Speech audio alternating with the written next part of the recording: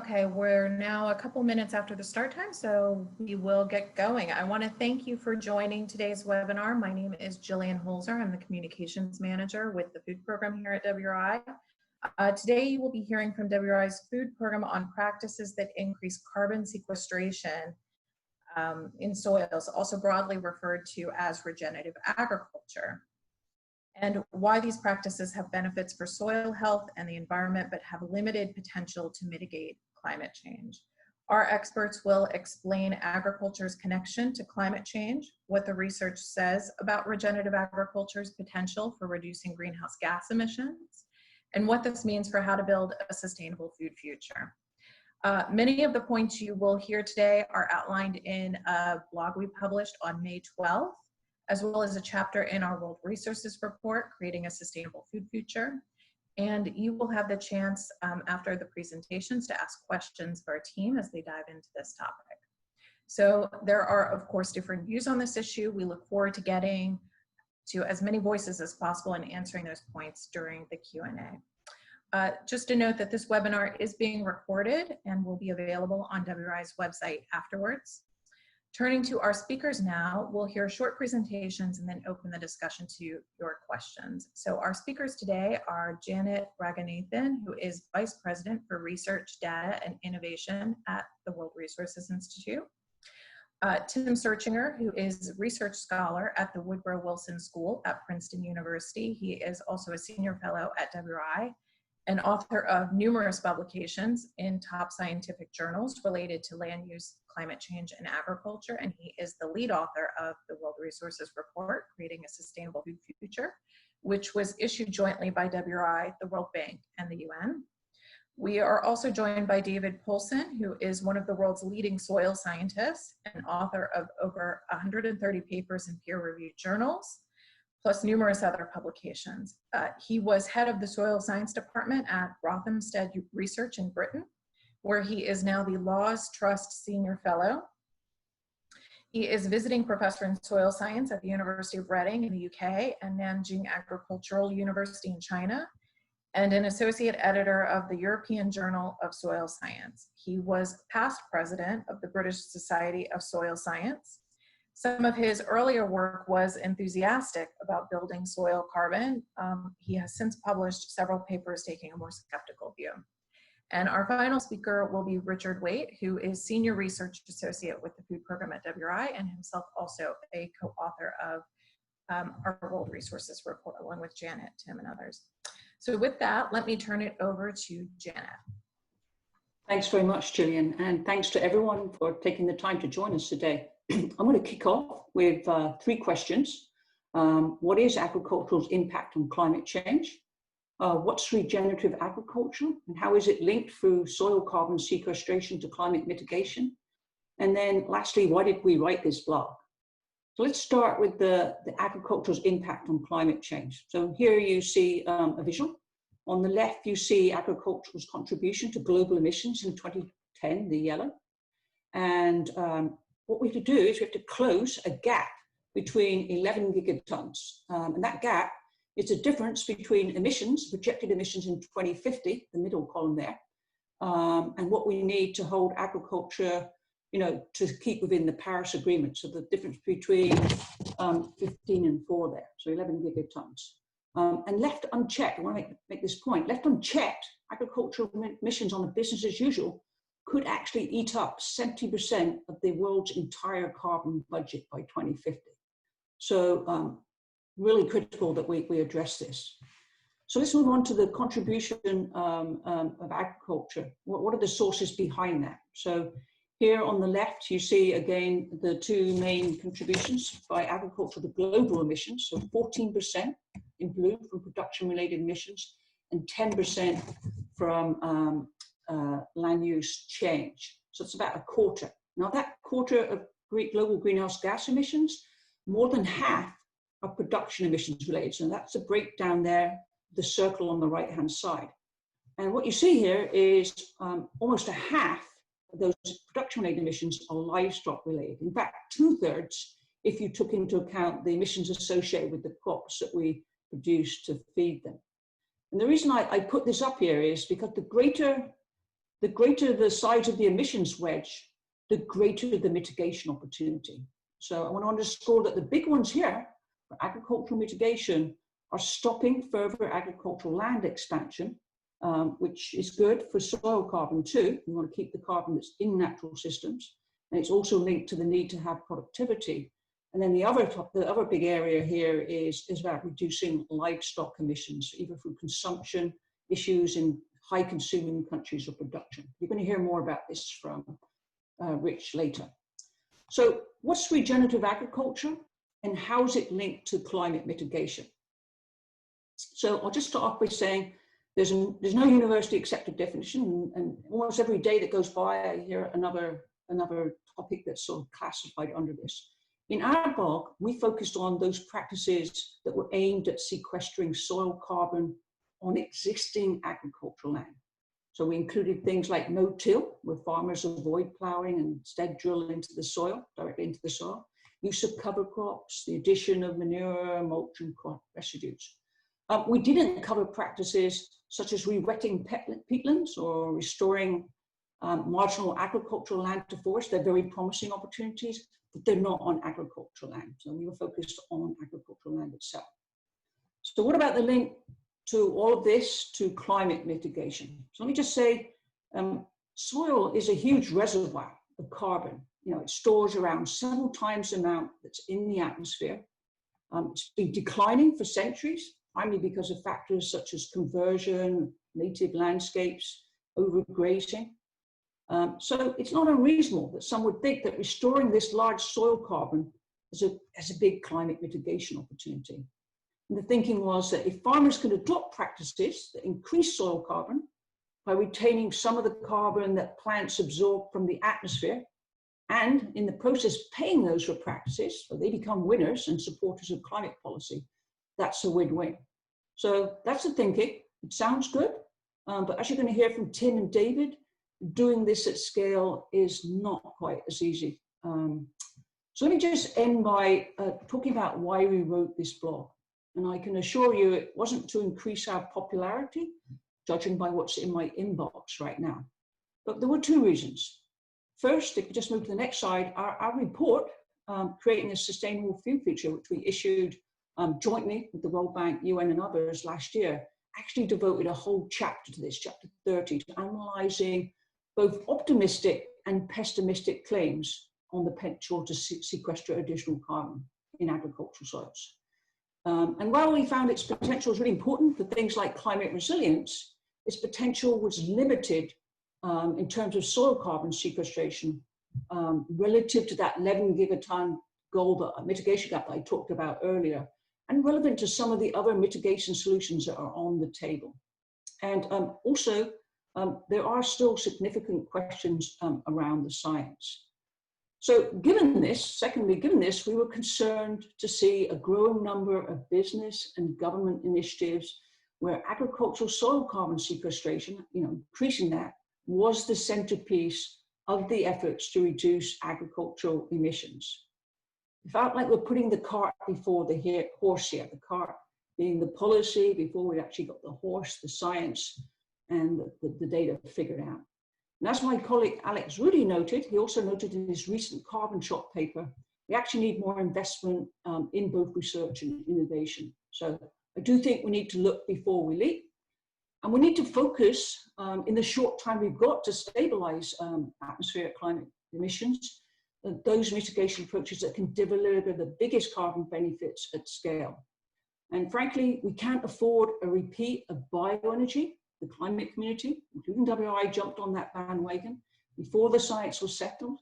It later proved less helpful and in some cases counterproductive to mitigation efforts. But we're still stopping that biofuel train that left the station a while ago. So that's it. I'll be back over to Gillian. Thank you very much. Thank you, Janet. Next, we will hear from Tim Searchinger. Tim.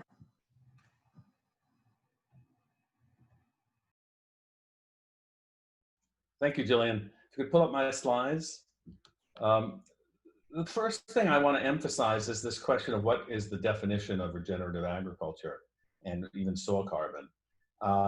So what we've discovered is that many people are claiming in their soil carbon opportunities what we just call restoration.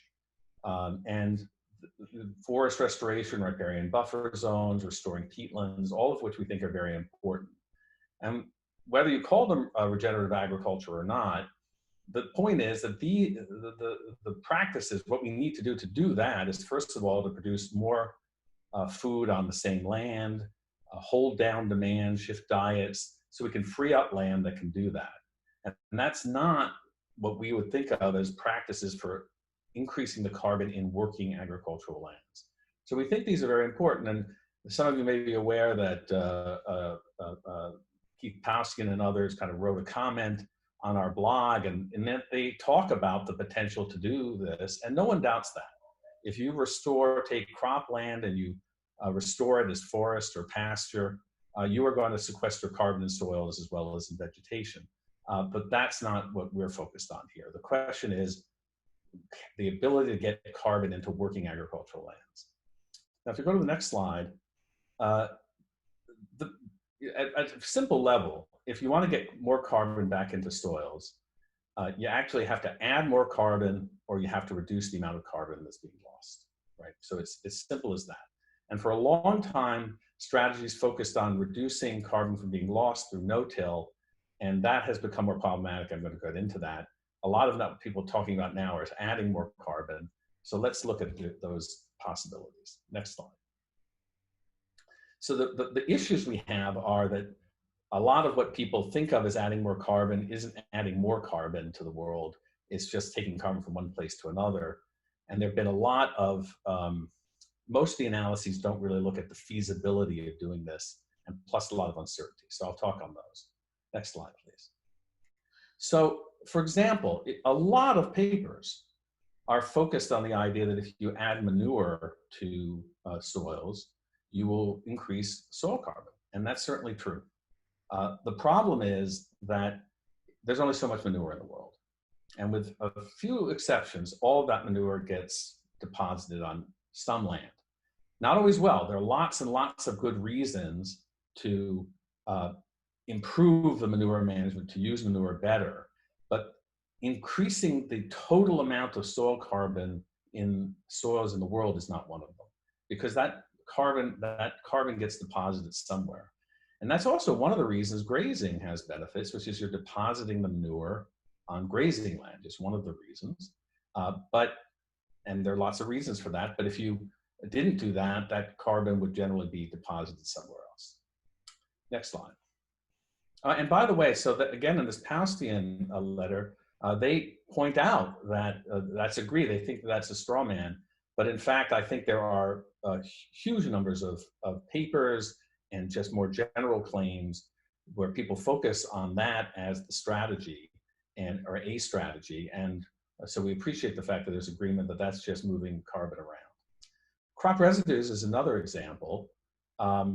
And so for most crop residues are already returned to soils.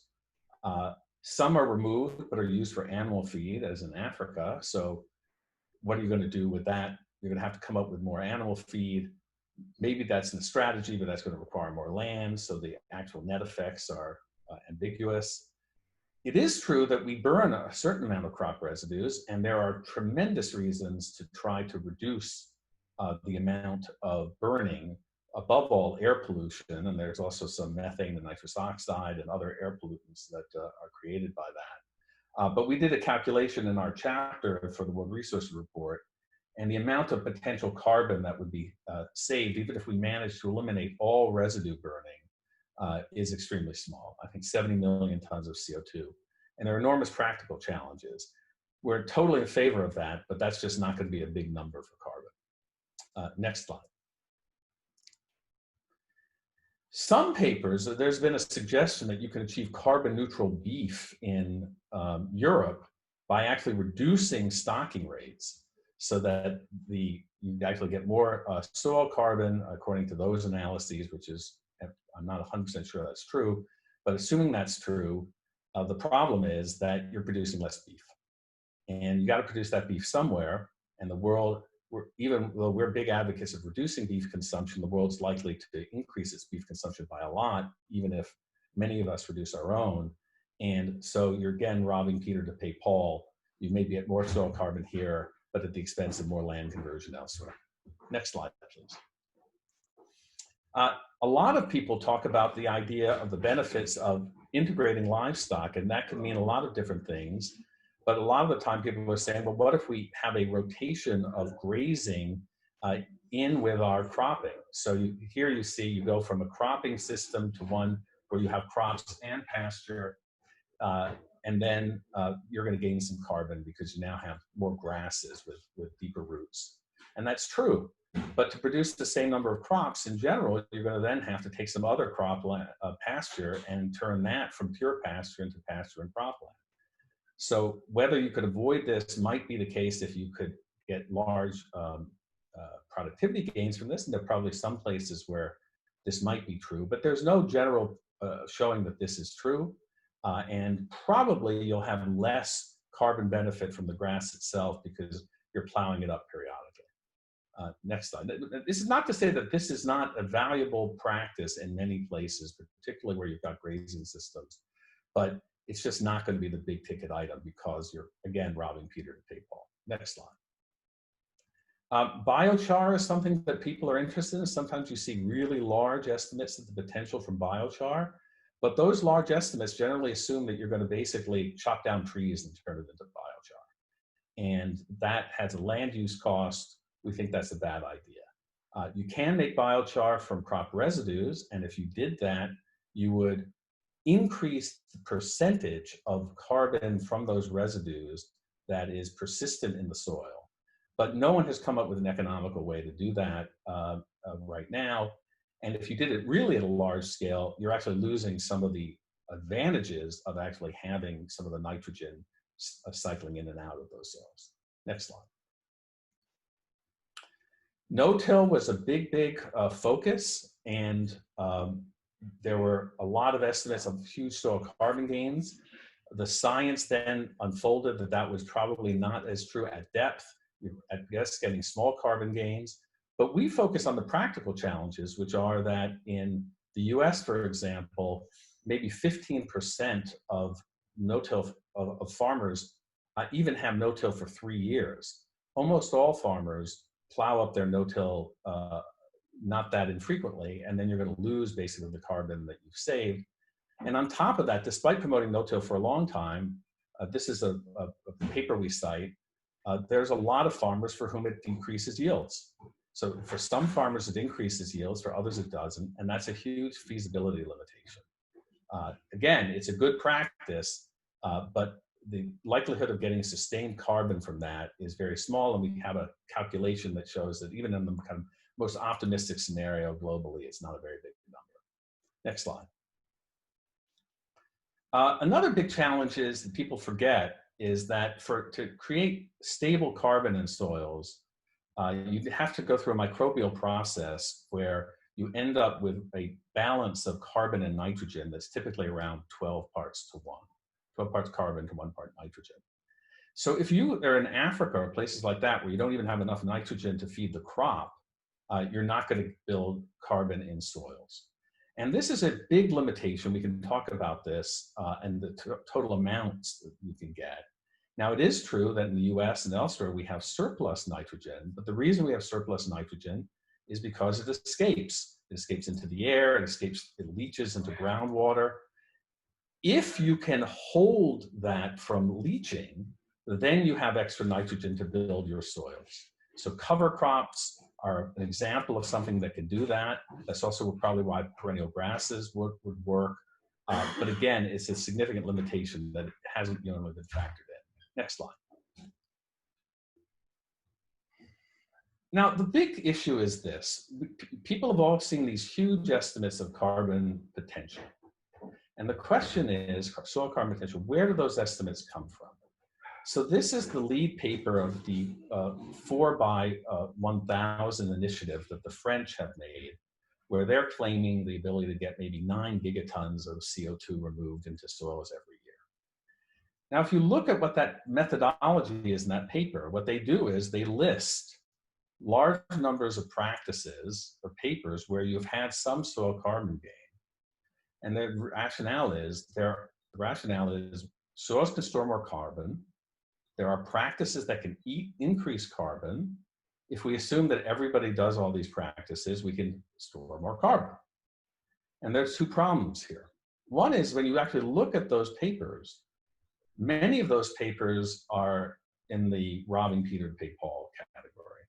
So 26% of the papers were about removing land from production entirely. Again, you get carbon, but you have to produce food. 8% were changing cropland to grassland. 29% were applying a manure or other soil amendments. These are things we've talked about. Altogether, about 2/3 of the paper are not really about adding carbon.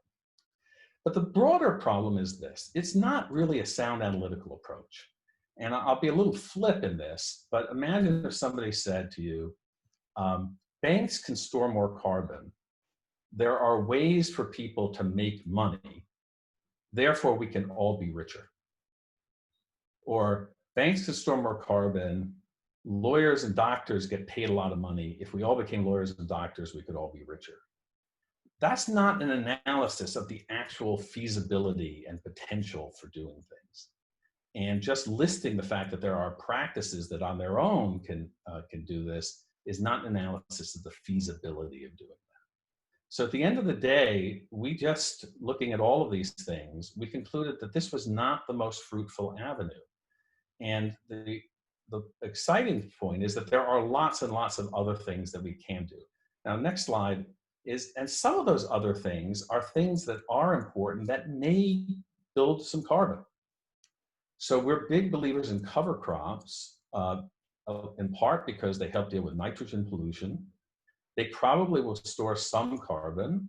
Right now, they only apply to 4% of the agricultural land in the US, so it's a challenge.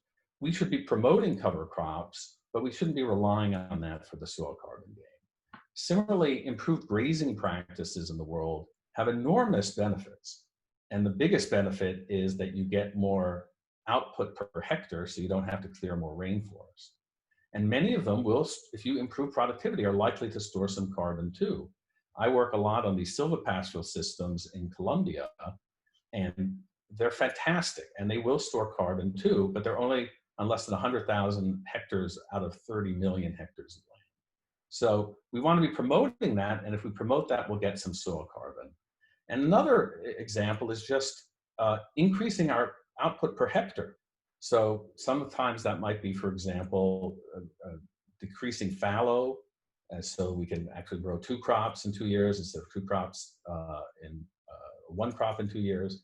And that will also probably increase some soil carbon. But the main reason to do that is because actually it reduces our land use area and helps us save forests. So Rich is going to talk a little bit more, David's going to talk now first, and then Rich will talk also about some of the other things that we think are exciting to do. Thank you, Tim. Over to you, David. Right, okay, have the next slide, please. It's true to say that more organic matter in soil is always a good thing for the health and the functioning of the soil. Better physical structure, better aggregate composition, so it's easier for rainfall to penetrate the soil, it's easier for roots to grow and therefore access nutrients and water, better for the biology of the soil, less erosion and everything. So it's always good to have more organic matter in soil. And organic matter in soil is about 50% carbon, which is what takes into the global situation. Have the next slide, please. Yep, so globally it's been estimated that the organic matter in the world's soils to a depth of 1 meter contain about 1,500 gigatons of carbon.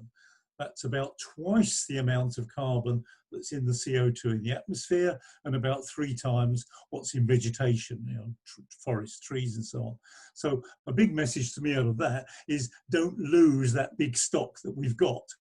And big stocks are particularly in wetlands and peat soils and under forests and natural savannas and so on. So we don't want to lose them. So we want to absolutely do everything possible to stop deforestation, stop draining wetlands and peat soils. And in fact, in a way, if we want to increase soil carbon globally, the best thing we could do would be to restore as many of those soils that have been taken into agriculture back to those things. Now that's fine, and there are some opportunities for doing that, where soils are very unproductive and so on, and that's done in my country, in the UK, in certain bits of farms that have got sort of poor soils that don't grow too much. But the area available for that is pretty limited because we need a lot of land to grow food. So the next slide, please. So within agriculture, as opposed to taking land out of agriculture, how do we increase soil carbon? Well, on the left, there's a whole list of practices that we know that will do that. They've been studied for years. Return crop residues, add manures and the like, to some extent zero tillage, cover crops instead of having bare soil, having crop rotations with pasture, improving crop growth with all the things that we would do agronomically, and intercrops and agroforestry. All of these are good for increasing soil carbon, and they're good for soil health, and they may be good agronomically as well. But there are limitations if we're trying to say that the extra carbon is going to help with climate change mitigation. In a sense, there are two groups of limitations. One is, as Tim alluded to, is there a net movement of carbon from atmosphere to land, vegetation or soil?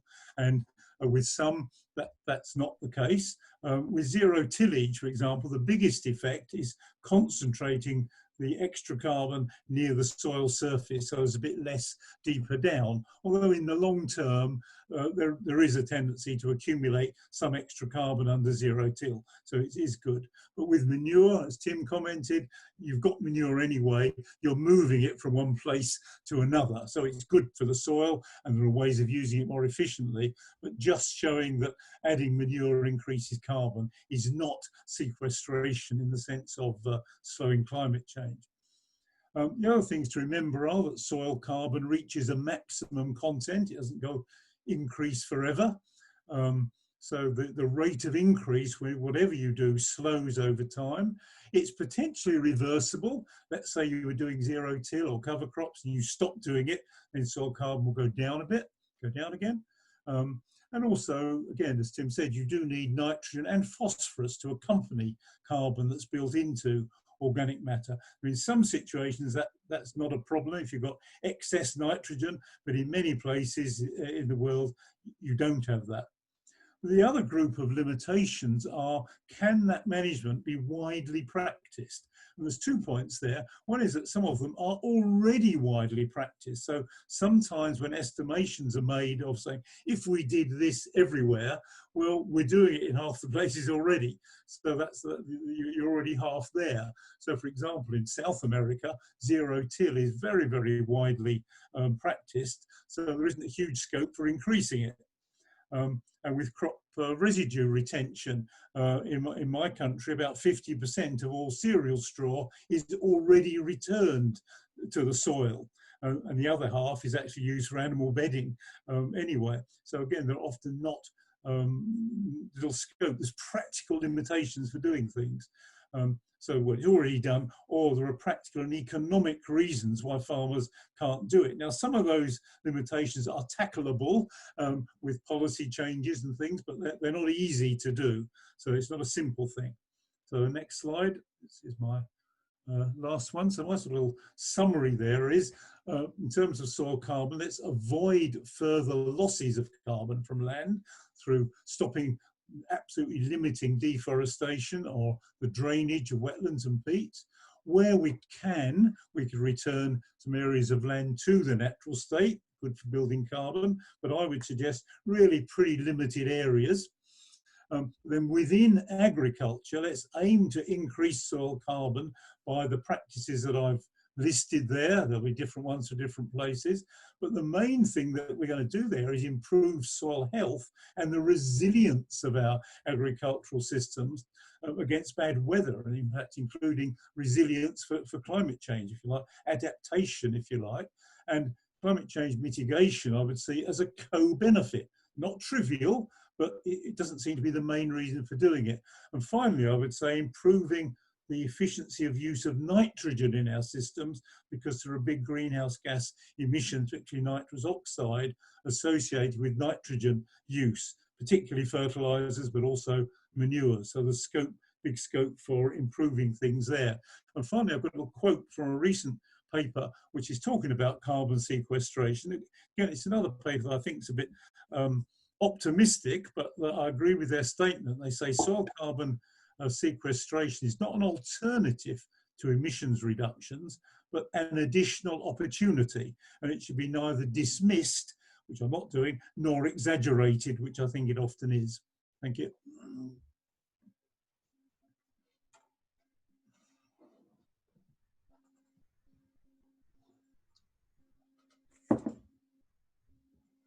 Jillian, are you there? Hello. Thank you, David. Our final speaker is Rich with the food program at WRI, and then we'll go into the Q&A session. Rich, over to you.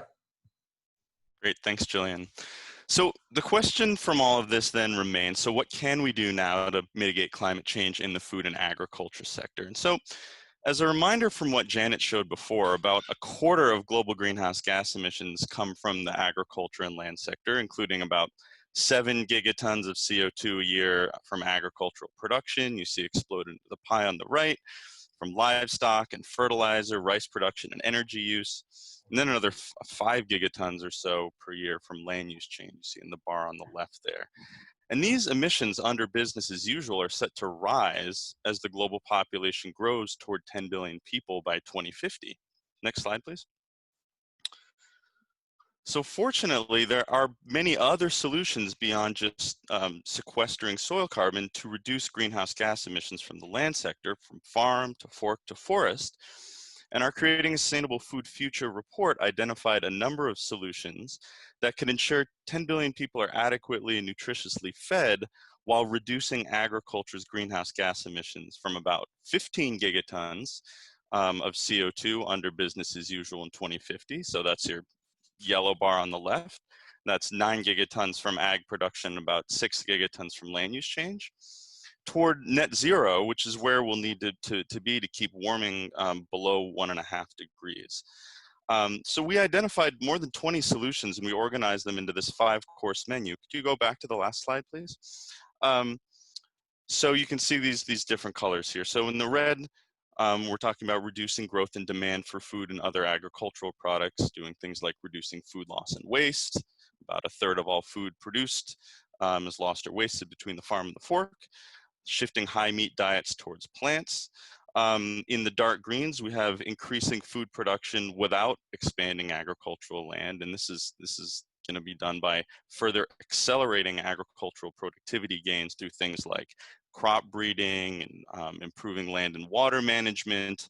On the livestock side, in using improved animal breeds, improving feeds, improving veterinary care, and improving grazing practices, and so on. In the light greens, we have protecting and restoring natural ecosystems. In the purple, we have sustainably increasing fish supply through improving fisheries management and also improving aquaculture. And then finally, those sources of ag production that I showed on the last slide, we're going to want to try to reduce each of those as much as possible. And so, there is a limited role for soil carbon sequestration in reducing greenhouse gas emissions from agriculture, but potentially maybe a larger role from reducing emissions from cattle, from manure, from fertilizers, and rice cultivation and energy use.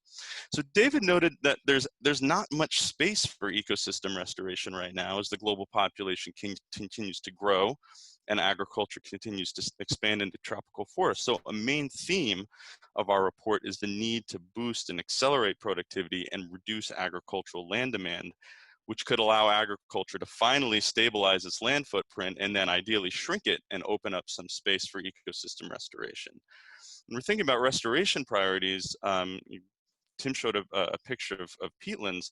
If we restored the 26 or so million hectares of drained peatlands, that would be a high priority for restoration, because those 26 million hectares, a relatively small amount of land, account for about 2% of all greenhouse gas emissions from all sources. We also calculated that if we want to try to get the ag and land sector to net zero by 2050, we're going to need to restore at least around 600 million hectares or more of current agricultural land into forest by 2050, and in effect offset ongoing emissions from agricultural production, because those can never be brought all the way down to zero. So next slide, please. So just to echo some points that Tim and David made, I mean, the nice thing about this broader menu of solutions is it also includes a number of strategies that can help avoid further losses of soil carbon, which is incredibly important, and also build back soil carbon as kind of a co-benefit. So I put some of those relevant strategies in the red rectangles here. So, I mean, there's a huge need to avoid further conversion of carbon-rich ecosystems like forests, and avoided deforestation is kind of dispersed throughout this menu, because to avoid deforestation, we need to stop agriculture from further expanding as the population continues to grow. So if you look closely, those hatched bars in the reds and the dark greens all indicate the avoided deforestation emissions from land-saving strategies like boosting productivity of crops and livestock in dark green, or those demand-side strategies in red. Reducing agricultural land demand, like I said, can also open up space for ecosystem restoration, which is in your light green there, which also builds soil carbon. And as I think Tim mentioned this, increasing productivity of grasslands and croplands, again in the dark green, also has an additional benefit of adding some carbon in the form of roots and residues, because we're adding additional biomass to the land. And finally, increasing the use of agroforestry and silvopasture in particular, right, integrating trees and shrubs on farms to boost productivity can also build some above ground carbon as well. So what this chart says to me is to have any prayer of staying within 2 degrees, let alone 1.5, while feeding up to 10 billion people by 2050, the world is going to have to do all of these things at a very high level of ambition. There aren't any silver bullets on this chart. And so our overall take is, as national governments and subnational governments seek to build back their economies and food companies are looking to chart ambitious climate strategies, we recommend that decision makers select from this broader menu to close that agricultural greenhouse gas emissions mitigation gap and help achieve a sustainable food future. Next slide, please. So just to briefly sum up the main takeaways of what you've heard over the last half hour, there's obviously very high interest right now in soil carbon sequestration and regenerative agriculture practices to help mitigate climate change. And these practices are good for improving soil health while building resilience to climate change. It's obvious also that soils have physical capacity to store more carbon, but due to some of the scientific and practical challenges that we've talked about over the past half hour and some scientific uncertainty, we think that the realistic ability to sequester additional carbon in working agricultural soils is limited in scale. And there's this priority to, we need to stabilize existing carbon in ag soils to sustain long-term productivity, but additional actions are going to be necessary to close that 11 gigaton emissions mitigation gap. So overall, we recommend decision makers select from this broader menu of solutions when seeking to meet food security, land use, and climate change mitigation goals. So thanks, and Jillian, back over to you. Thank you, Rich. And thank you all of our speakers. So we're next going to open up the question and answer portion of our discussion. If you would like to ask a question, just type it into the Q&A icon that you see at the bottom of your screen. We're going to get to as many as we possibly can in the next 20 minutes. So to start, while you guys type in your questions, this was a pre-submitted question from Anthony at Zero Foodprint, who asks about compost and the claim of carbon accounting. So he wrote that recent biogeochemistry is showing robust and long-term levels of carbon sequestration from compost application to rangeland. Yet the WRI blog cites faulty accounting. But in the case of organic matter entering landfill, almost all of the organic matter from the developed world can be beneficially diverted from landfill, composted, and used for rapidly restoring soil carbon in rangeland and working lands. Do you agree with the biogeochemist? And do you agree that those millions of tons of potential compostables per day should be part of the global climate strategy? So David, perhaps we could get your thoughts first and then Tim. Yep. Well, I partly agree with what the questioner says. It's certainly true. If we add compost to soil, to land, some of it will decompose and turn to CO2 that goes to the atmosphere. Some of it will be retained in soil organic matter, and that will be a genuine sequestration in the sense that that carbon would originally have come from plant material and therefore from photosynthesis from the atmosphere. If you think about organic matter that currently goes to landfill, then it decomposes in the landfill. Some will go to CO2 and back to the atmosphere, but a lot of it will be decomposed to methane under low oxygen conditions in the landfill, which of course methane is a powerful greenhouse gas, so you don't want that. It's a very bad thing. However, that methane can be captured and used as an energy source.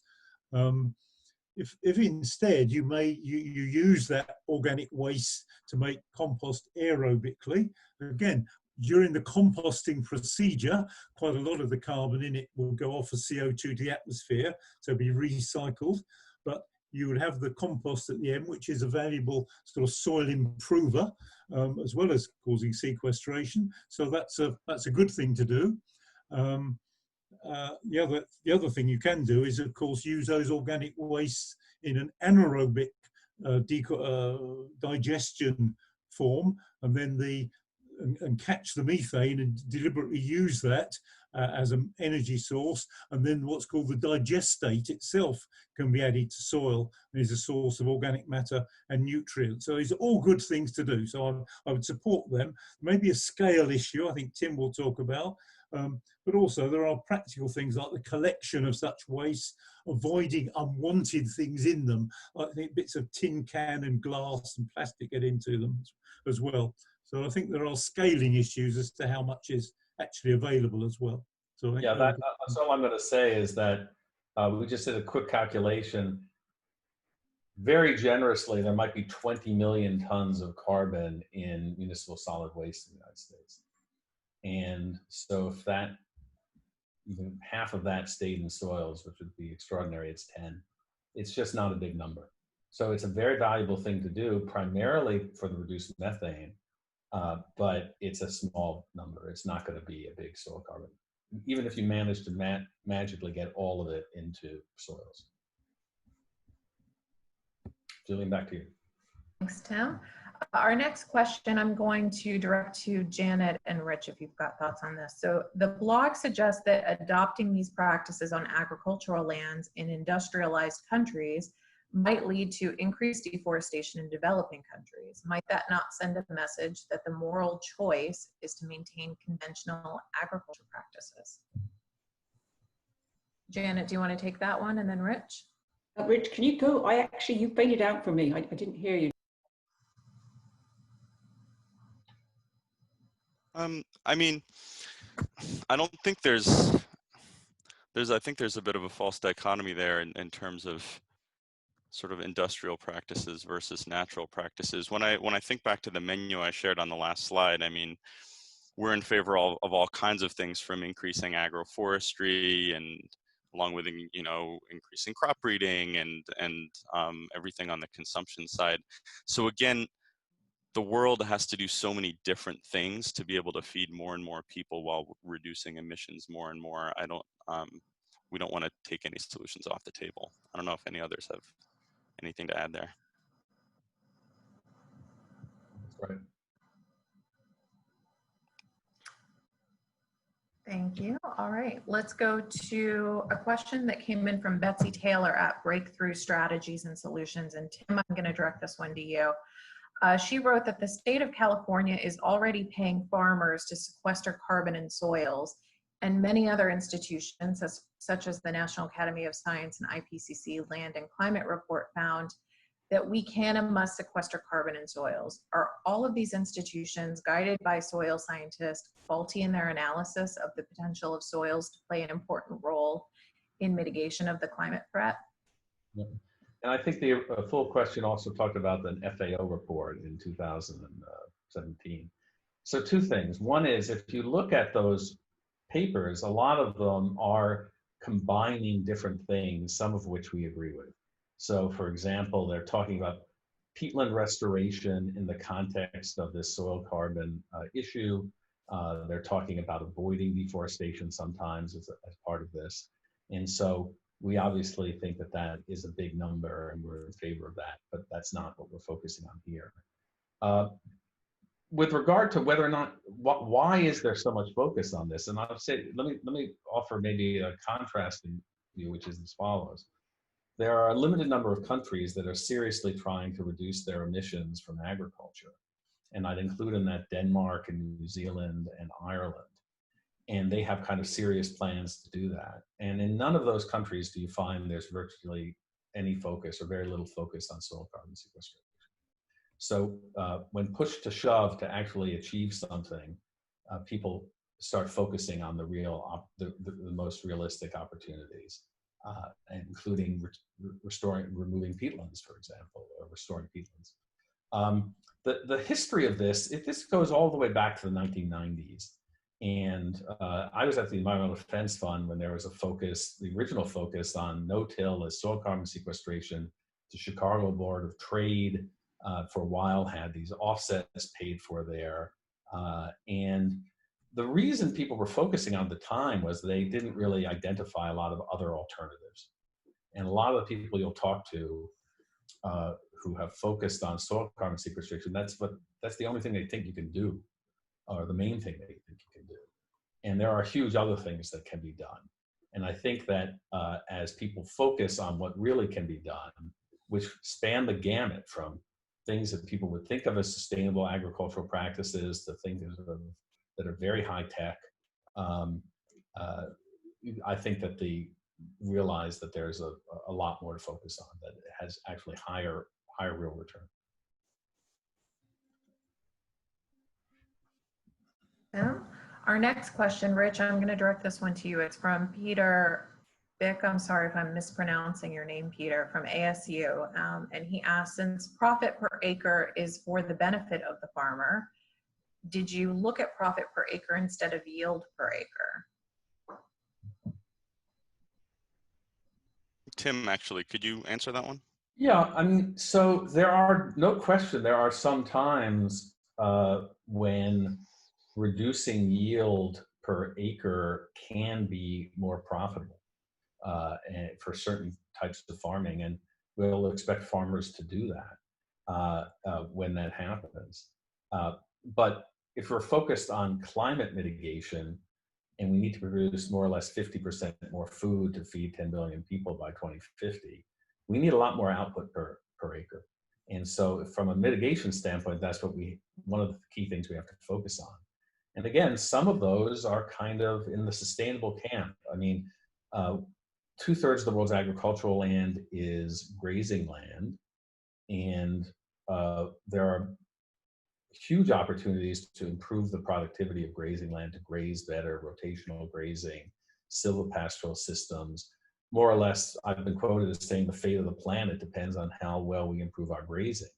And the science of that gaining carbon is, it's very likely that productivity gains will gain you some carbon, surprisingly mixed results in terms of the amounts of carbon when you look across the literature in different countries. It's quite surprising, but we'll probably get some.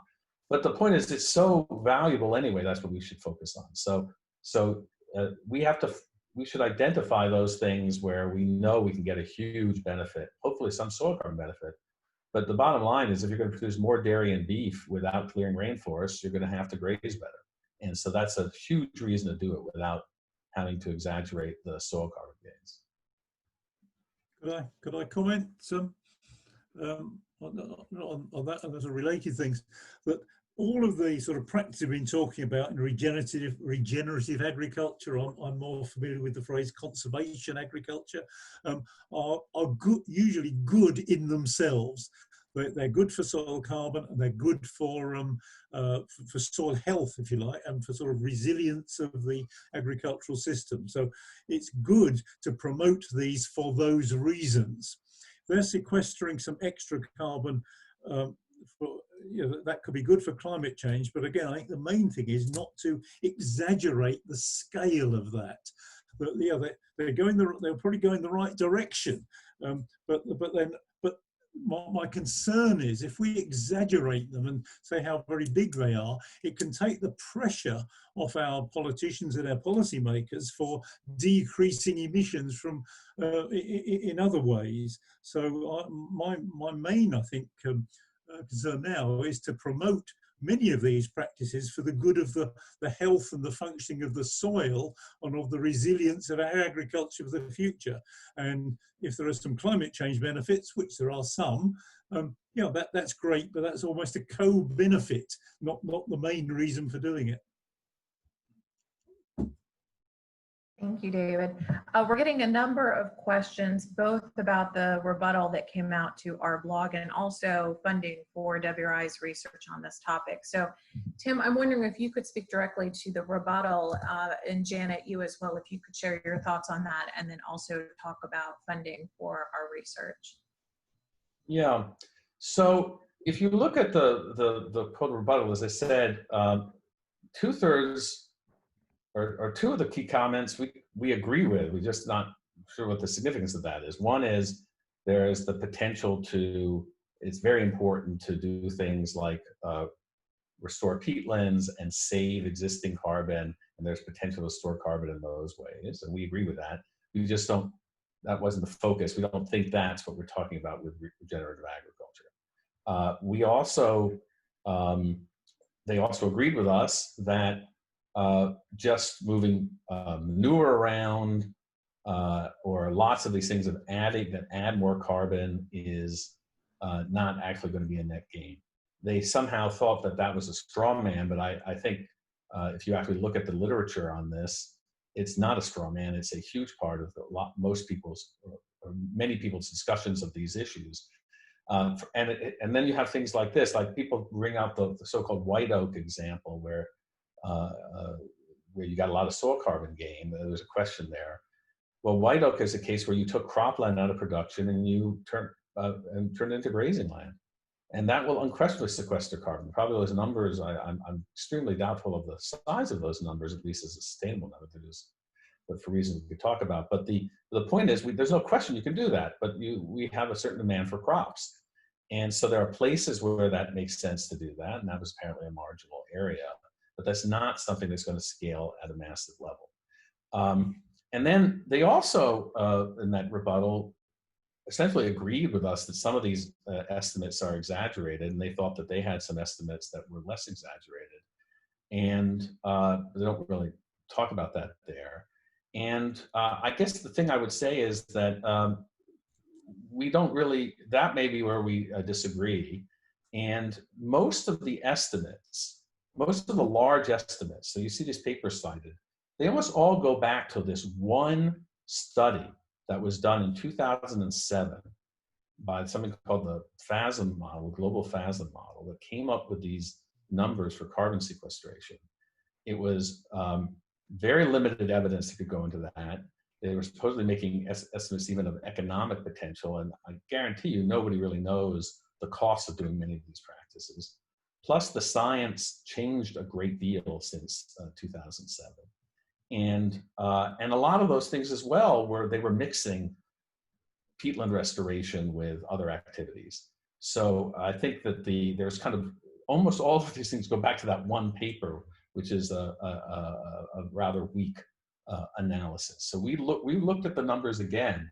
I have to say, when we went into this, we had no particular opinion. And there were scientists like those people who favor these claims. And then there are lots of people like David Powlson, Cheryl Palm, Pedro Sanchez, who had been keenly interested in this potential and who changed their view. And we read hundreds of papers. We talked to scores of scientists, and we did our own calculations, and we looked at what rationales had been offered.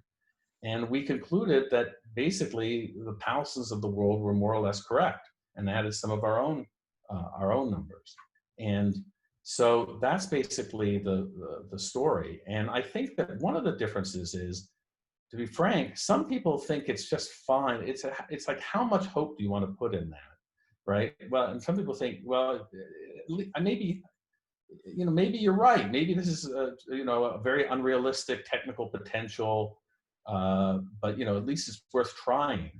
And we're in favor of trying things that also have other benefits, which are actually the most promising practices are the things that would have other benefits, like increasing grazing productivity, cover crops, and even some other exciting ideas like some potential, maybe the Danes are exploring shifting to perennial grasses as a protein source.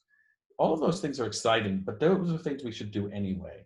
And we're big believers in not exaggerating any one avenue, because otherwise you will not focus enough attention on the things that are really critical. Again, could I add something to that? I agree with all that. Again, I read the rebuttal by Keith Powlson and co. All sensible, very sensible people. And again, they actually underline the word of the biophysical capability of soils to hold more carbon.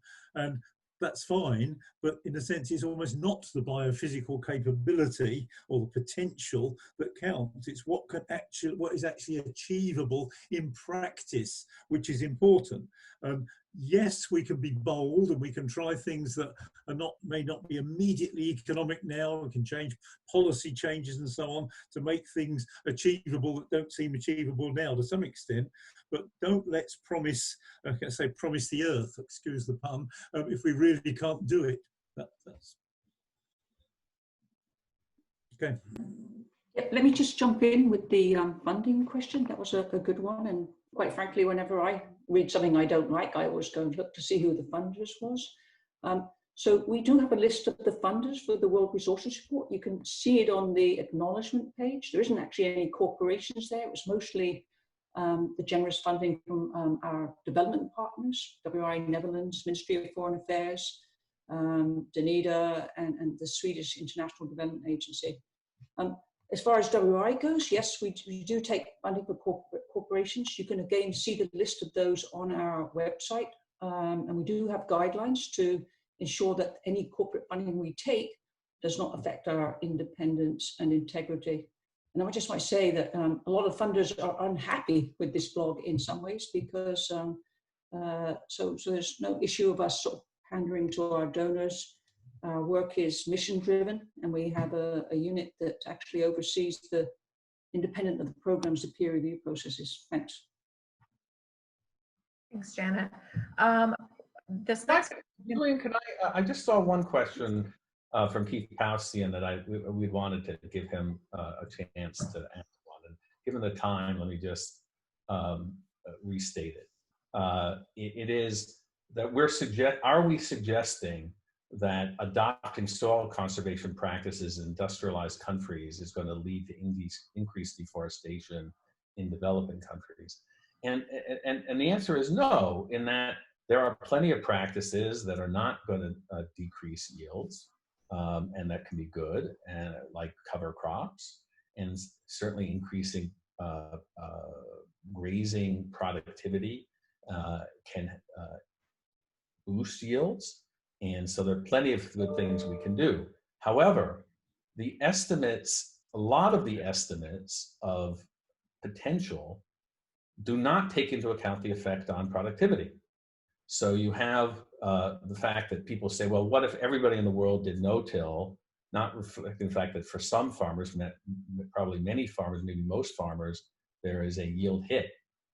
Or what if we just took cropland out of production and we turned it into grazing land without reflecting the fact that we need a tremendous quantity of crops?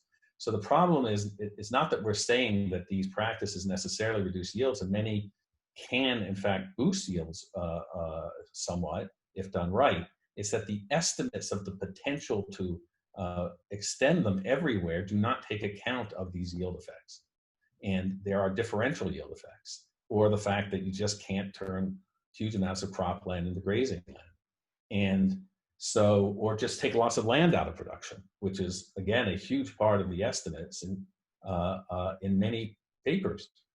And that's why, for example, we focus on peatlands. Peatlands are literally 0.5% of global agricultural land. They're emitting 2% of greenhouse gas emissions, about a gigaton per year. And if you're serious about solving soil carbon, the first thing you do is restore the peatlands. And we have peatlands in Florida in the United States, for example. And here's what happens. It turns out every country that gets serious about solving climate change problems related to agriculture, they start focusing on restoring their peatlands because that's the practical thing to do. And so what we're in favor of is focusing on what really works. And as Richard said, it crosses it crosses a broad array of activities that you can do. Thank you, Tim. And as we're at the end of the hour, I think we're going to have to stop, but we recognize that there were many, many questions that we did not get to. We had about 100 questions. We've recorded this. We have recorded your questions. We will try and address them after this. We also, of course, invite you to follow up with us on this topic. We want to thank you for joining this discussion. I want to thank our speakers in particular, Rich, Tim, Janet, and David. And just a final note that you can find our blog on regenerative agriculture by visiting wi.org/food. It's at the top of the page, and our full world resources report, Creating a Sustainable Food Future, can be found at sustainablefoodfuture.org. A reminder that this webinar has been recorded. It's going to be available later today on the events page on WRI's website. And just a final note that on that events page, you will also find information on our next food webinar, which is part of WRI's Build Back Better series. That one's going to explore how the world can ensure global food security and accelerate a resilient recovery in the face of COVID-19. That webinar is scheduled for June 15th if you're interested in joining it. So with that, thank you very much. We appreciate you joining today. Thanks. Thank you.